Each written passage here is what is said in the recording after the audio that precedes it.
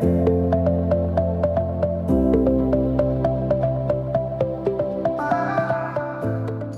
afternoon, good evening from wherever you tune in.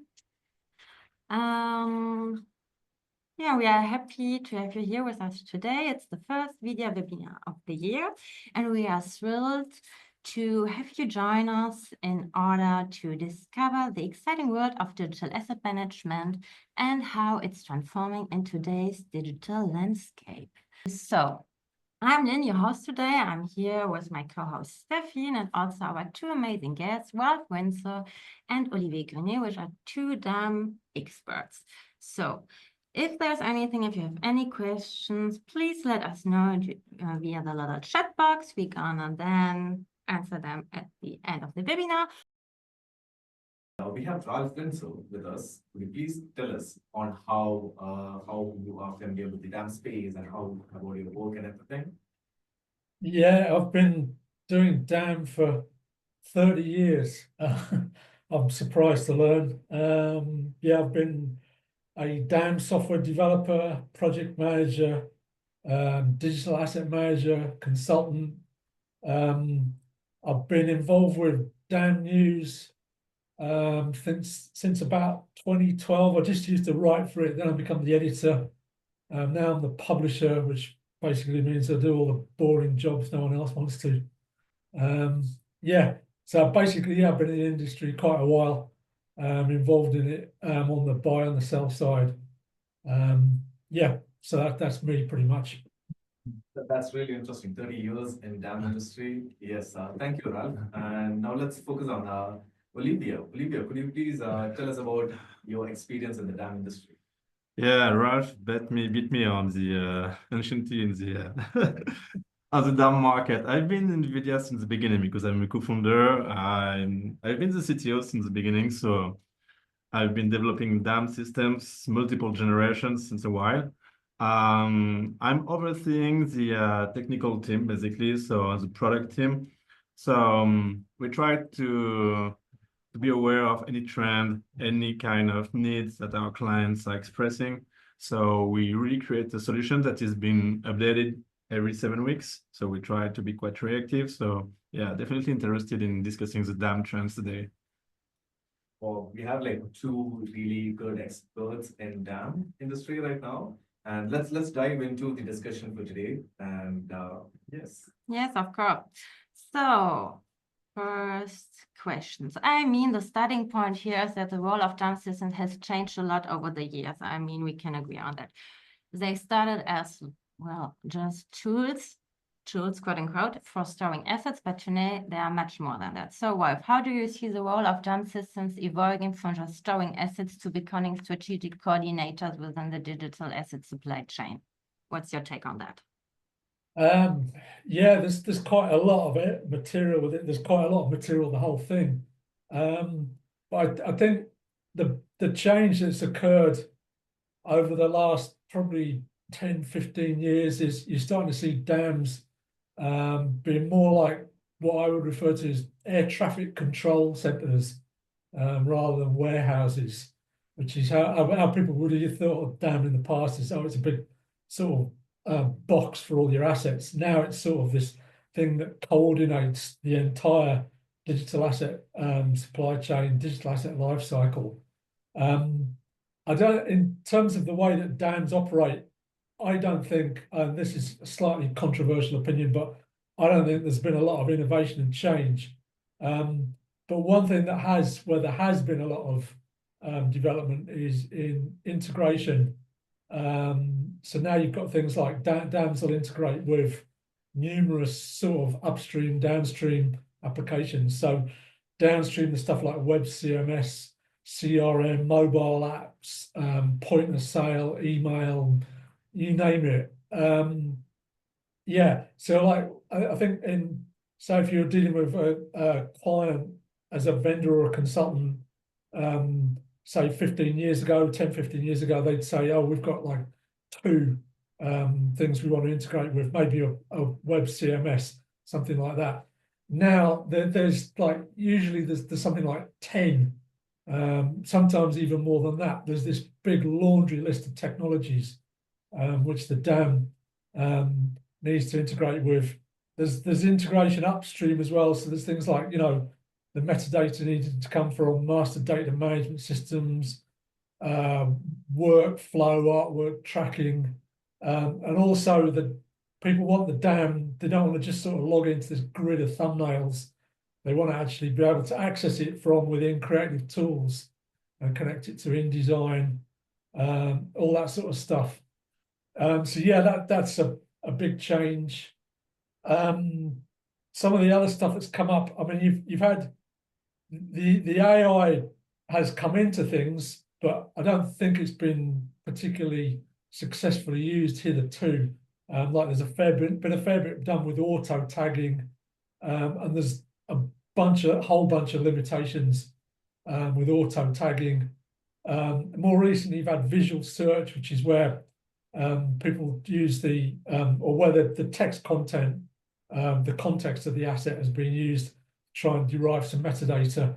And I think those are sort of working, but I think, yeah, there's areas with that's gradually making some progress. But I think possibly you start to see things like LLMs being put into the mix. That might move the dial a bit more. Although, yeah, I don't want to jump the gun. I'll talk about that in a lot more detail later on. What else we've got? Asset analytics. There's users now, they want to know not only what the asset is and to be able to find it, they want to know what will happen once it leaves the dam, and how is it being used in the channel, how successful it is at conversions, all those sort of things. Yeah, I mean, I could go on for probably another half an hour, like with. Please add something to Olivier as Yeah, well. that's it. I'll leave some for my colleague here. Yeah.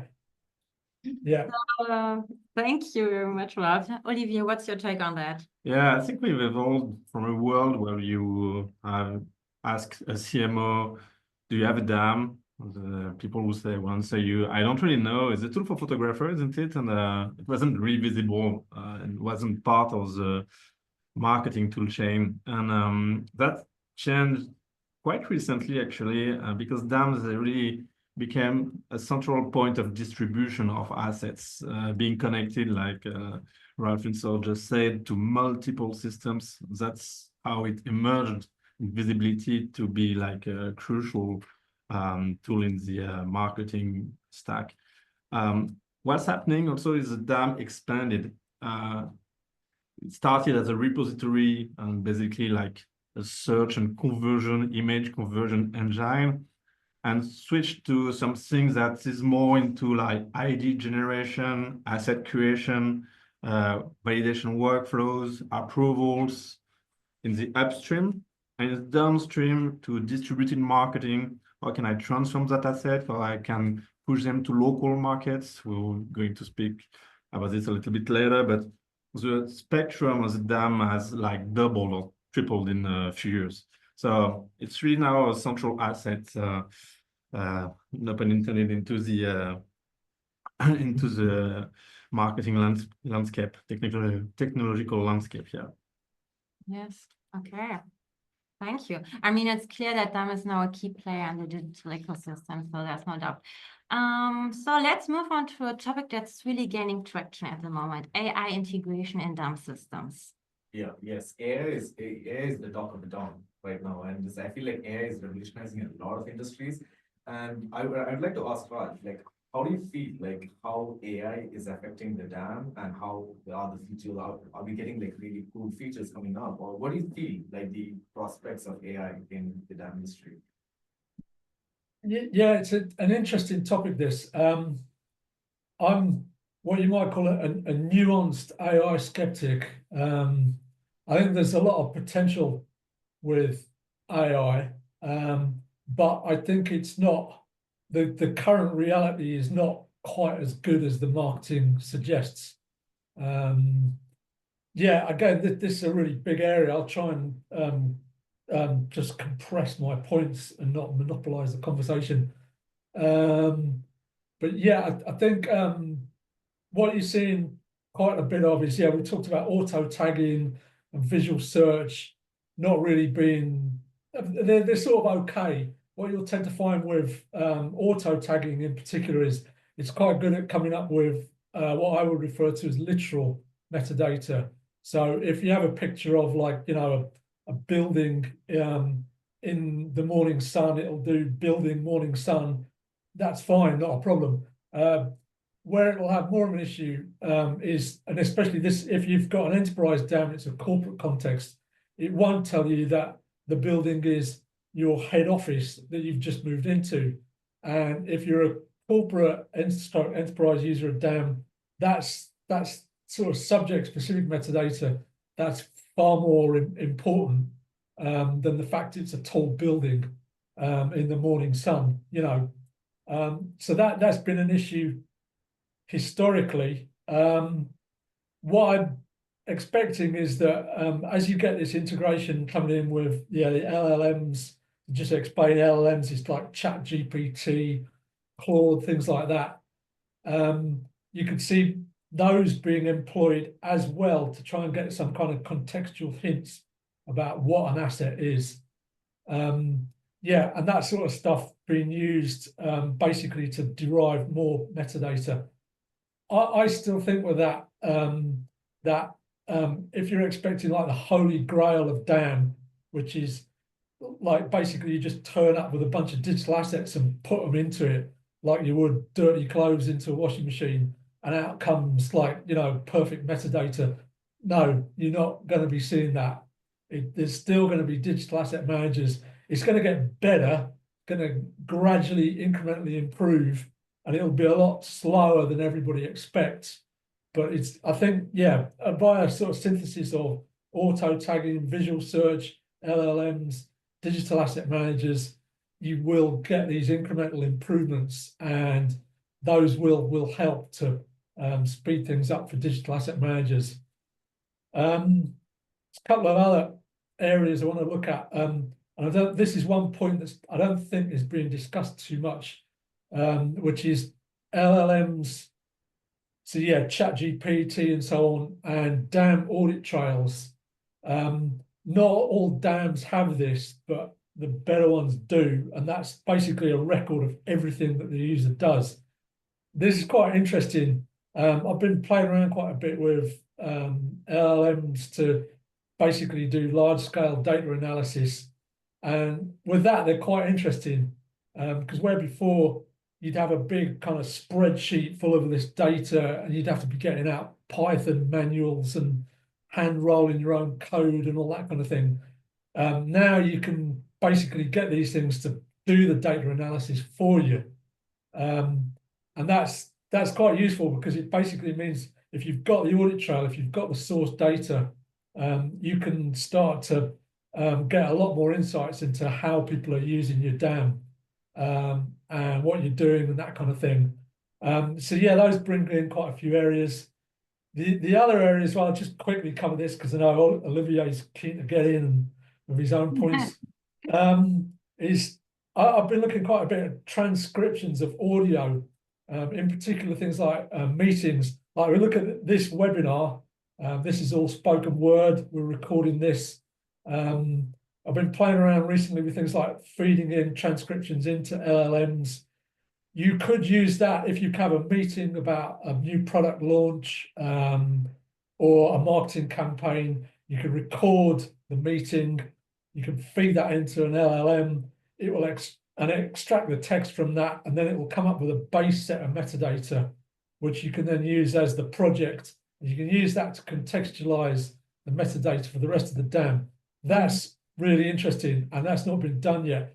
As far as I know, no one is doing it. I would expect someone, and probably then everybody, will start looking at those sort of technologies. Okay. Yeah, I mean, I feel like AI is always going to be staying in this industry, and I feel like it's going to help you out a lot too. And that's something that I really want to know about from Olivier also, is that how is it going to affect the organization, and how can an organization adapt AI into their DAM systems? So what do you feel, Olivier?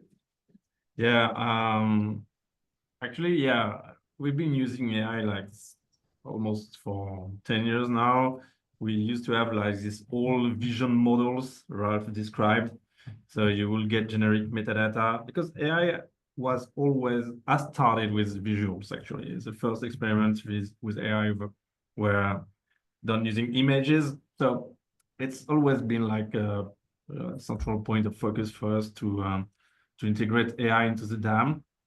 But as Ralph said, it was much more too generic. We had a truck producer and we run all his image into the AI and we'll get, okay, there are a truck inside each image, and client will say, yeah, I'm kind of aware of that. We produce trucks. Do you have any other insightful metadata for me? And we're like, we have to train the models and it's going to cost you a lot, etc., etc.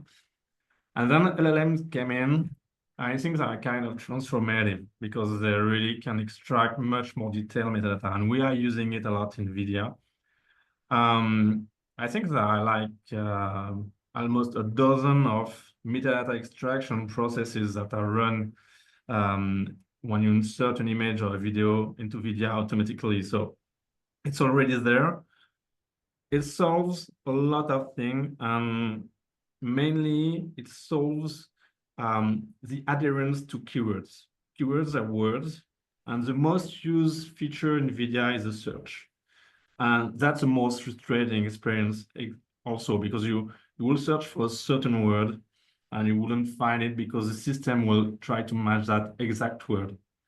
New generations of AI, they will extract not only words, but concepts. Concepts are like digital representation of a thing.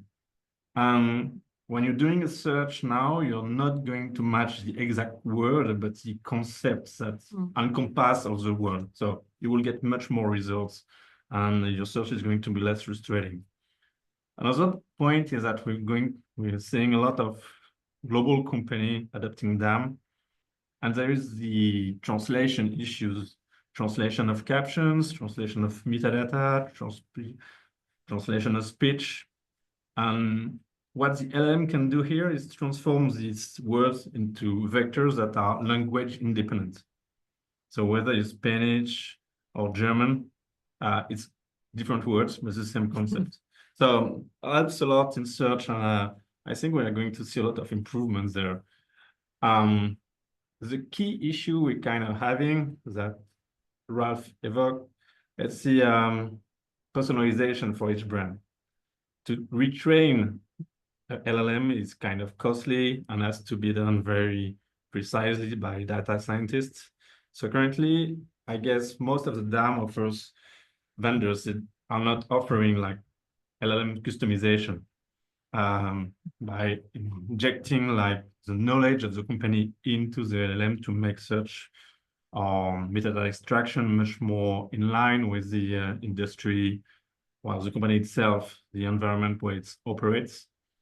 So that's a challenge we want to tackle. And yeah, that's such a wealth of metadata already available in existing DAM.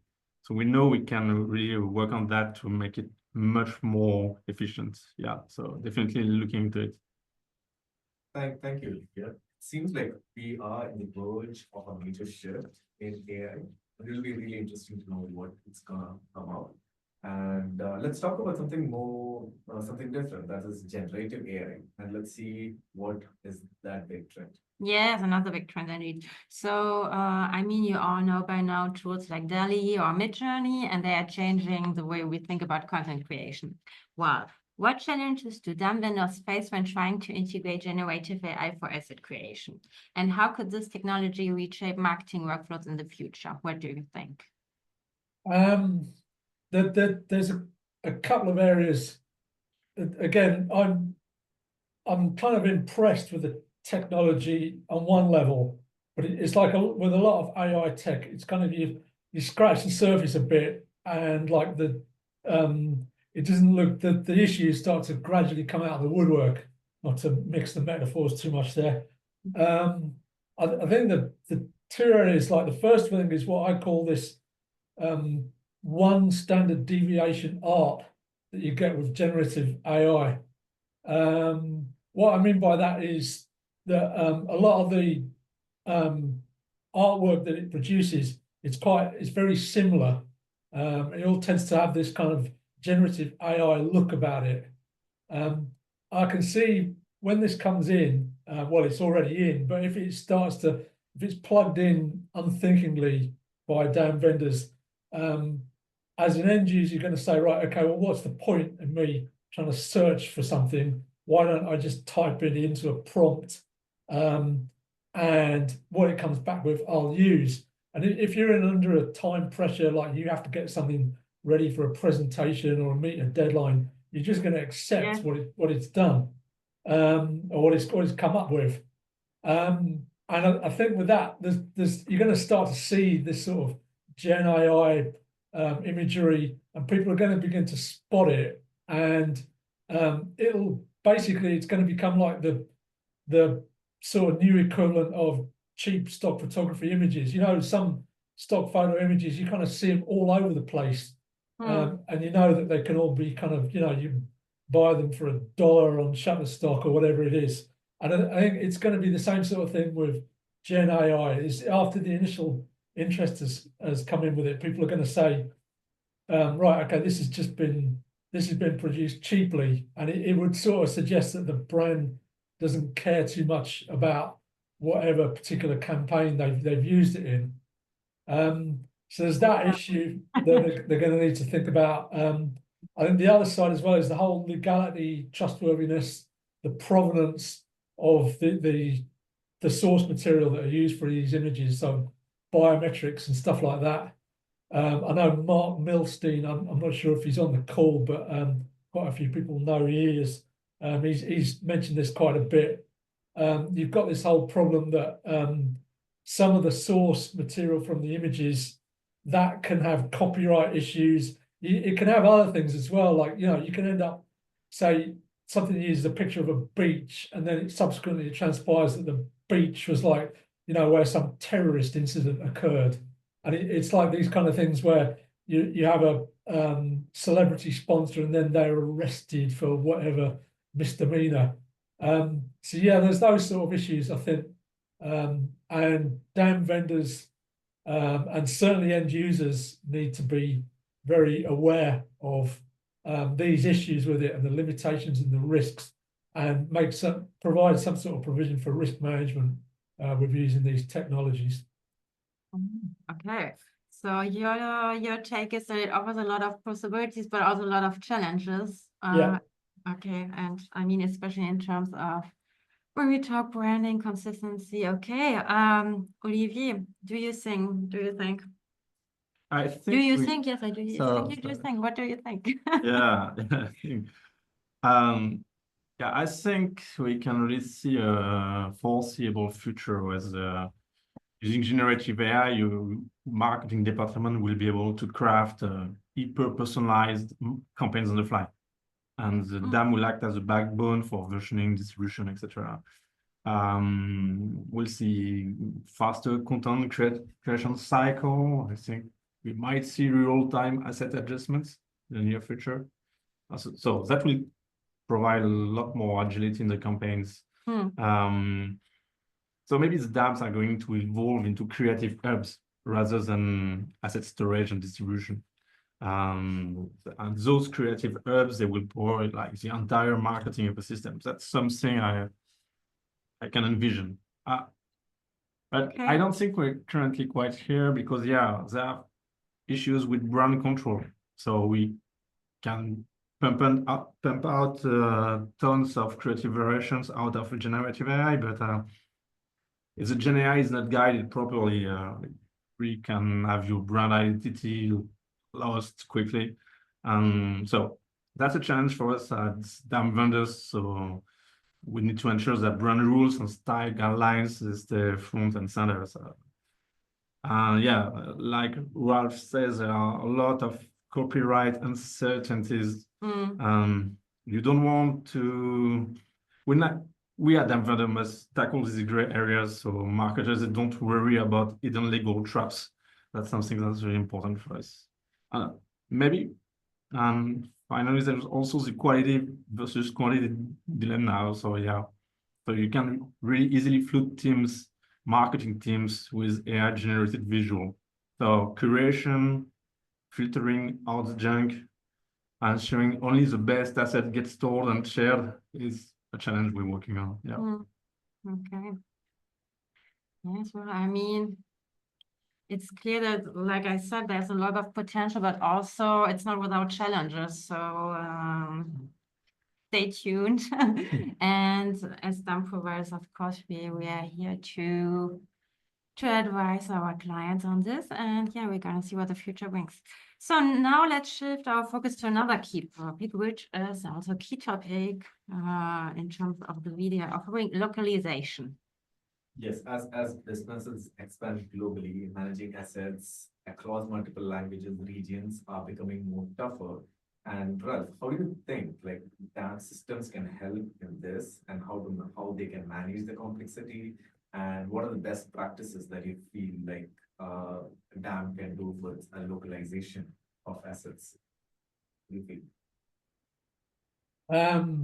Yeah, just on this, I have to point out localization is not my.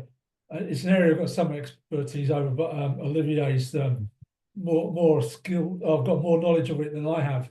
But just a couple of areas. I think there's going to be a fair bit with what you might call softer localization. So not just sort of multilingual metadata, which you've had for years already.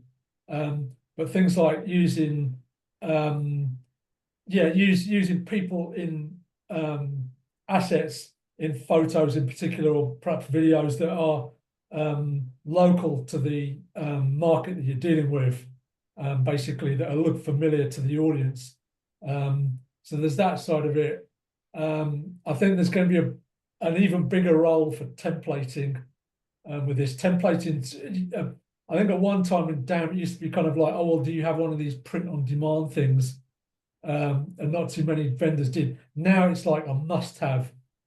People expect it to be in the DAM. There's some challenges going to be along the lines of you've still got to adapt artwork. So even if you use templates, you've got the fact that some titles are going to be far longer or shorter in other languages.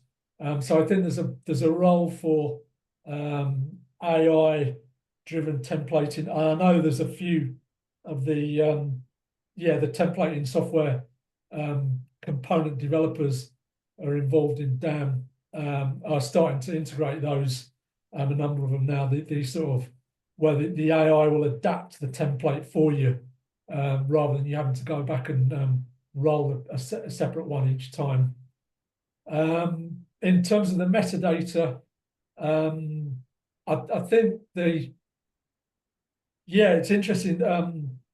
Actually, just one point on the general localization. An area I can see with the LLMs is with the LLM, you can say things like assume you are a French person or an American or a German, and then you can ask it to analyze a picture or a piece of collateral, and then get it to comment on whether or not it's kind of conventional or usable for that market. So you can use LLMs in that way as well. Again, these are not entirely reliable. This is something that's not been available until now, and I can see that coming in quite a bit with AI and LLMs. But I've got a bunch of other things, but I think Olivier has said probably has a fair bit more than me. Yes, Olivier. What's your take on this? My take is that first, if you are a company that is taking seriously localization and globalization, you should really consider buying a DAM. You can't do it without a DAM. So a single source of truth. You want to enable global brands to store, to manage, and access digital access asset from a single point. So you want to reduce redundancy. You want to ensure brand consistency. So maybe your first step is to get a DAM.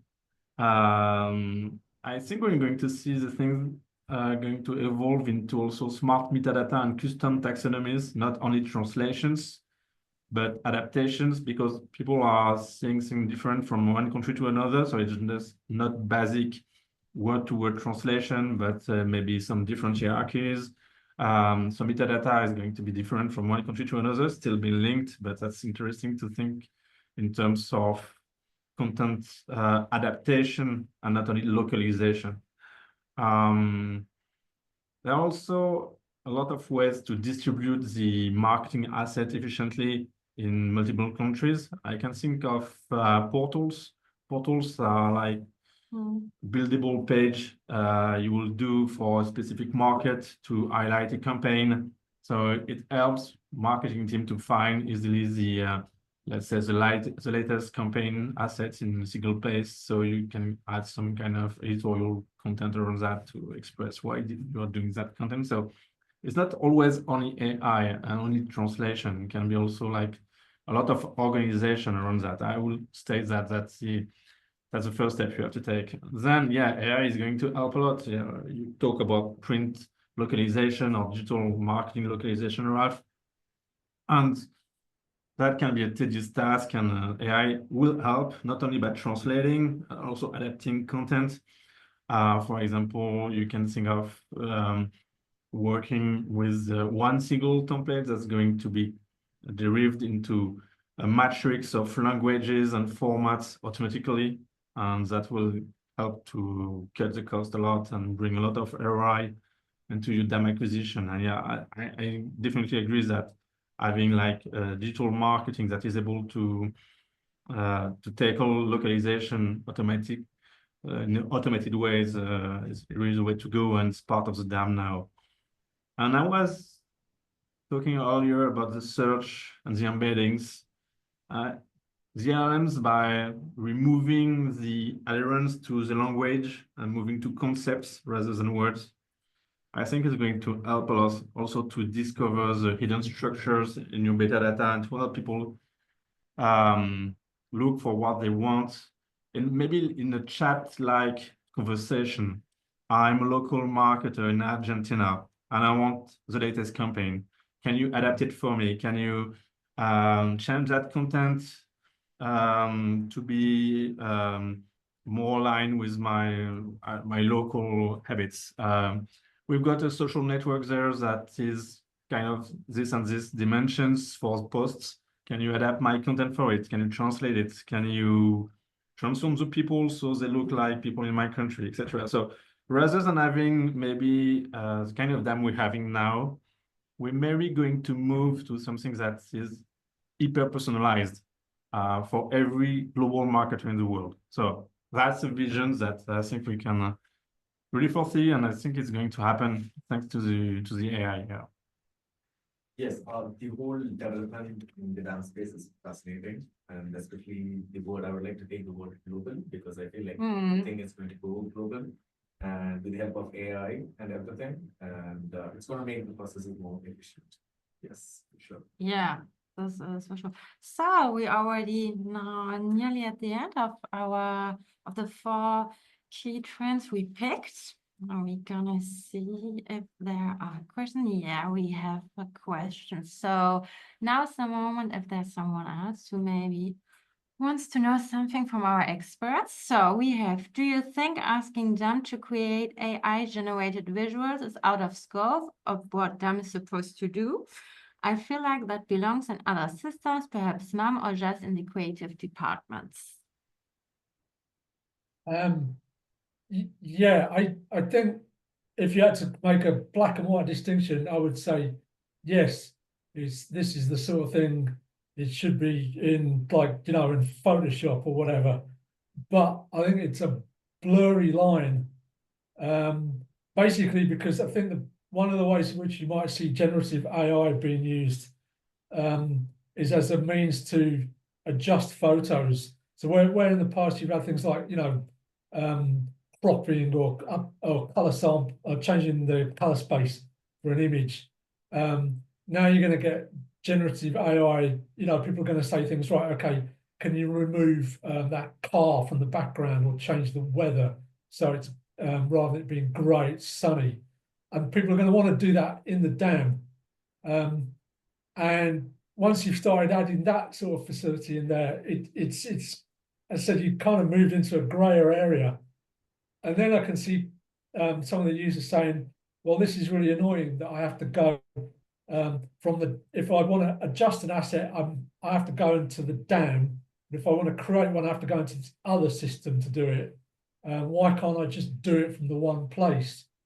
And DAM vendors usually do what their users tell them to, because they want to keep their business.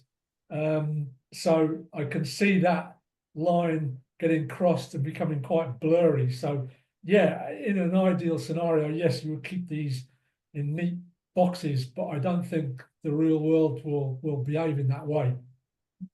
Yes. Yeah, I think if you think from a user experience point of view, you're searching for an image, finding kind of this image you would like to publish, but it's not exactly the one you would like to publish. So it's very difficult to then break that experience, that flow, into moving to another system to do this adjustment, getting back maybe to store this adjustment because you want to keep track of that image that's been bonified as a record. So yeah, we DAM vendors, we really believe that everything is going to move into that flow seamlessly. So we are integrating technologies, for example, that can change the background, that can add props to product shots, because ultimately people are coming to the DAM to use an image. They want that image to be usable right now. They don't want to wait. So yeah, we definitely want to integrate that kind of technology. Okay, amazing. So I think we are now really at the end of this nice webinar. There were like valuable insights. So thank you, everyone. Thanks to our guests. And I don't know, Stefan, do you have to add Yes. something? Thank you for everyone who tuned in, and it was a really amazing session. And yeah, thank you, Ralph, and thank you, Olivier, for being here and sharing your thoughts. You're gonna hear from us soon. Many thanks again for tuning in, and see you next time. Bye.